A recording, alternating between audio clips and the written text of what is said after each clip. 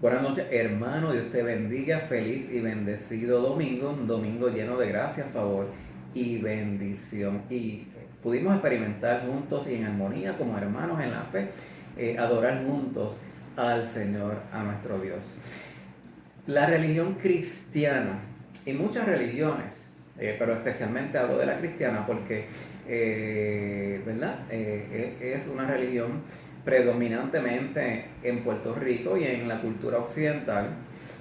La religión cristiana, irrespectivo de la rama católica, protestante, ortodoxa, anglicana, ¿verdad? Derivados de esas iglesias madres, ha tenido un distintivo muy particular, positivo, porque podemos entender que es positivo. Ese distintivo es que la religión cristiana ha tenido, ¿verdad? Desde la época medieval, desde la época antigua, ¿verdad? Y esto es una herencia de la cultura grecorromana, especialmente la cultura helénica, la cultura griega, porque esas escuelas de pensamiento filosóficas influenciaron grandemente en la religión cristiana, y también las escuelas de pensamientos como los estoicos del área de Roma también. Hubo una gran influencia de intelectualidad y de personas dedicadas al estudio de la escritura y a formular la teología que el pueblo utilizaría para aproximarse o acercarse a Dios, ¿verdad? Se establecen los dogmas.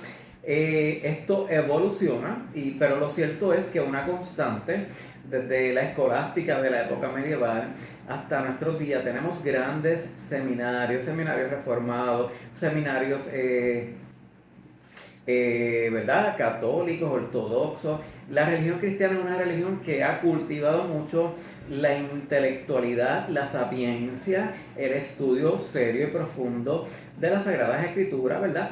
Y claro, cada denominación o iglesia per se tiene su enfoque, su perspectiva, y eso está excelentemente, es algo positivo.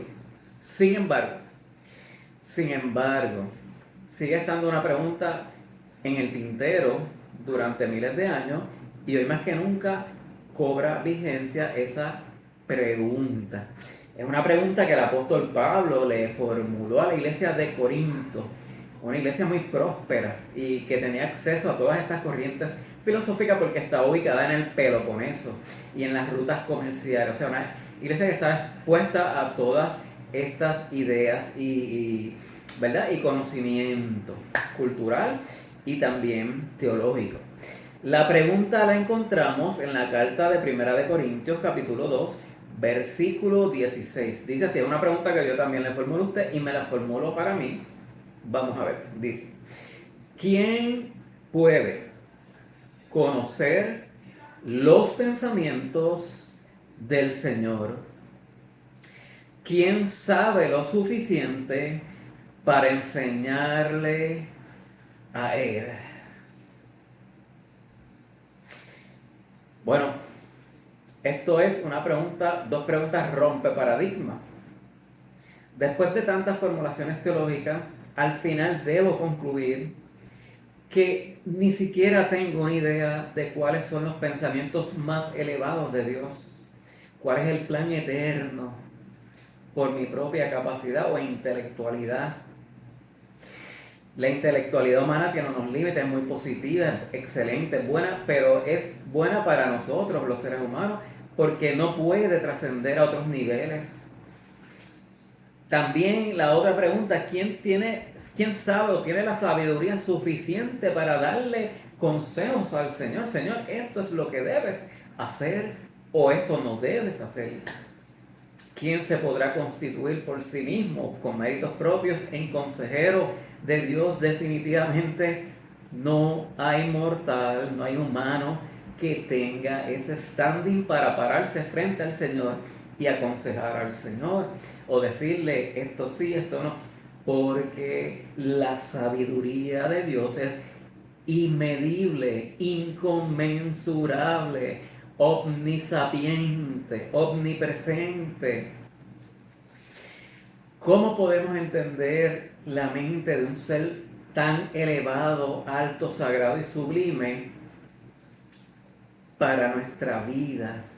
¿Cómo podemos entender los designios del Señor para el aquí y el ahora? ¿Cómo podemos entender cómo el plan eterno de Dios aplica a nuestra vida en concreto o aplica a nuestras circunstancias?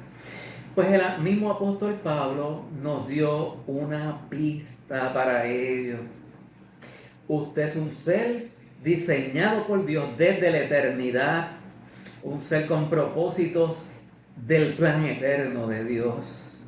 No estás aquí por casualidad, por accidente, estás aquí porque Dios te pensó, Dios me pensó y aquí estamos por su bendita y sagrada voluntad.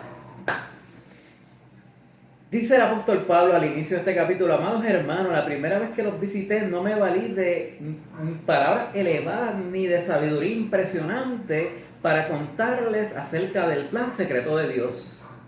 Pues decidí que mientras estuviera con ustedes olvidaría todo excepto a Jesucristo, que el que fue crucificado. Me acerqué a ustedes en debilidad, con timidez y temblor.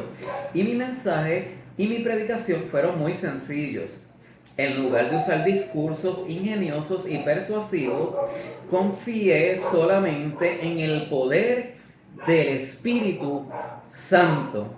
Lo hice así para que ustedes no confiaran en la sabiduría humana, sino en el poder de Dios. Aquí está la primera pista, hermano.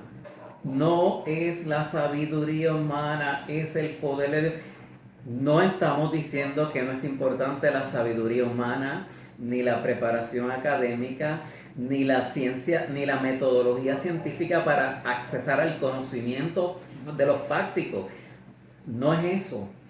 Es necesaria la sabiduría humana, es necesario que el ser humano se cultive a sí mismo y tenga cultura y refine y sofistique su capacidad de conocer su ontología, epistemología, porque somos seres sociales que, ¿verdad?, interactuamos unos con otros. No somos seres bárbaros, ¿verdad?, que habitamos, ¿verdad?, sin ningún tipo de conocimiento, sin ningún tipo de reflexión a cómo salga. No, somos seres responsables con la creación y con nosotros mismos. Pero lo que el apóstol Pablo está diciéndole a los corintios, una iglesia relativamente culta y próspera y económicamente solvente, es que por encima de la sabiduría humana está el poder de Dios, que la sabiduría humana tiene sus límites, pero para lo trascendente es necesaria la presencia del Espíritu Santo de Dios, quien nos revela la verdad del plan de Dios, quien nos reveló a Jesucristo, nuestro Salvador, y nos reveló nuestra incapacidad e insuficiencia para salvarnos a nosotros mismos, pero en Jesucristo hemos encontrado redención y hemos vuelto al Padre. Dice el apóstol Pablo en el versículo 9. A eso se refiere la Escritura cuando dice: ningún ojo ha visto, ningún oído ha escuchado, ninguna mente ha imaginado lo que Dios tiene preparado para los que le aman. Pero fue a nosotros a quien Dios reveló estas cosas por medio de su Espíritu, pues su Espíritu investiga todo a fondo y nos muestra los secretos profundos de Dios. Nadie puede conocer los pensamientos de una persona excepto el propio espíritu de esa persona. Nadie puede conocer los pensamientos de Dios sino el propio Espíritu de Dios. Y nosotros hemos recibido el Espíritu de Dios, no el espíritu de este mundo, de manera que podemos conocer las cosas maravillosas que Dios nos ha regalado. Que la gracia, el favor y la bendición del Eterno estén contigo, tu familia y todos los que te rodean, y que sea una semana bendecida en el nombre del Señor Jesús. Buenas noches, hermanos.